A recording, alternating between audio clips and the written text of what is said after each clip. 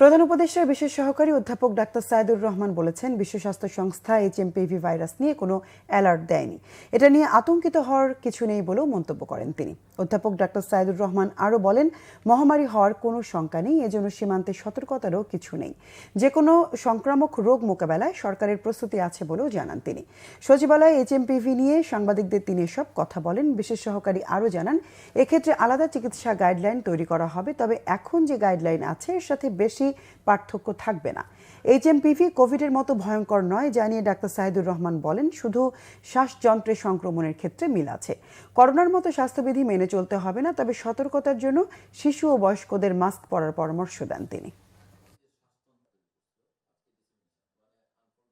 মোটা দাগে যেটা বুঝতে পারি, এটা একটা সাধারণ ফ্লু বা কমন কোল্ড বলতে আমরা যেটা চিনি সেটাই।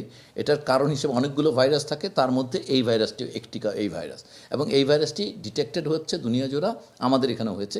এটা দীর্ঘদিন যাবৎ এই অঞ্চলে ছিল। এইটা কখনোই এখন পর্যন্ত বলা হচ্ছে না যে এটা দিয়ে গুরুতর কোনো শ্বাসযন্ত্রের বা গুরুতর কোনো জীবন হানিকর বা ঝুঁকিপূর্ণ কোনো রোগ তৈরি হয়।